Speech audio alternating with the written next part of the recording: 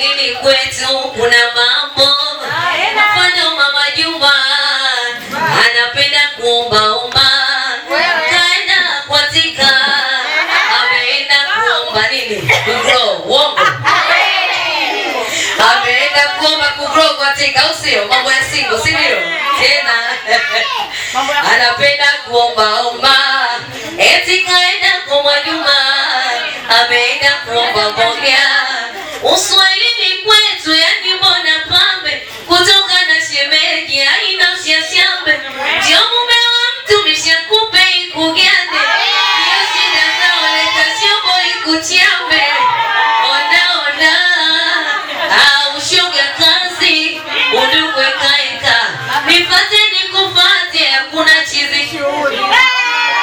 Eti kumunjia nazi nifuru ikaeka, tamba nikutambie sindo maskini jeuri.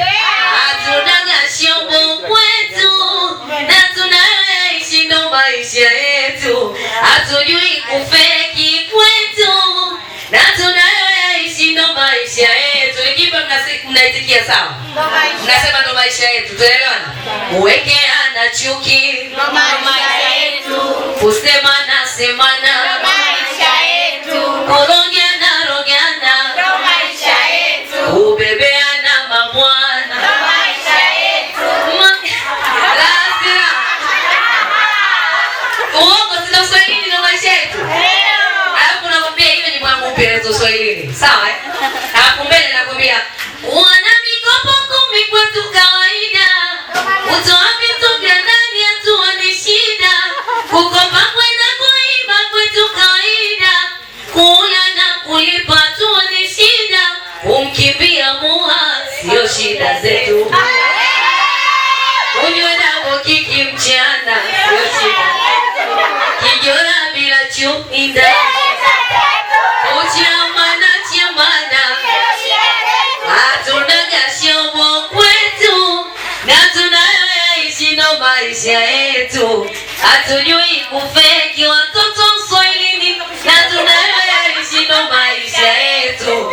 Siye kurogeana ndo maisha yetu, wenzenu kusemana ndo maisha yetu, kutoleana siri za ndani ndo maisha yetu, na uko ndo Uswahilini kwetu. DJ tuendelee na taarabu. Haya sasa tuende mduara.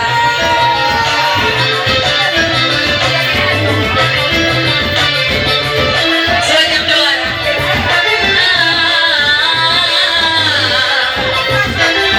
Tuende mduara.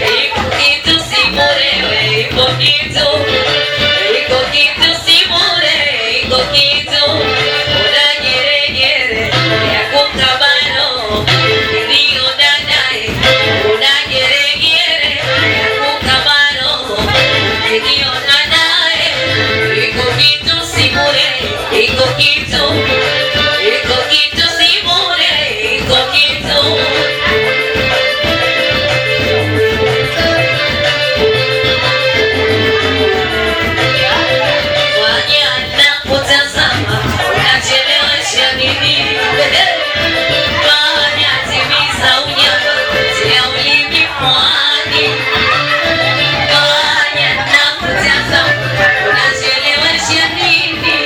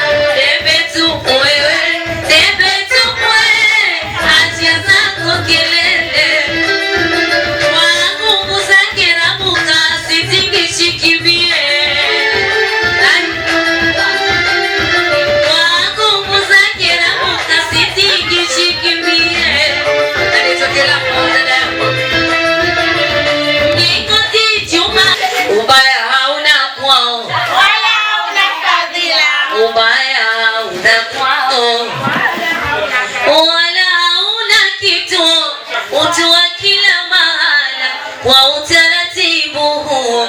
Binadamu wana hila, mwenzenu naishi nao, mwenzenu nalala nao, kuwajua watu wao si rahisi na ghafula, kujua watu wabaya si rahisi na ghafula.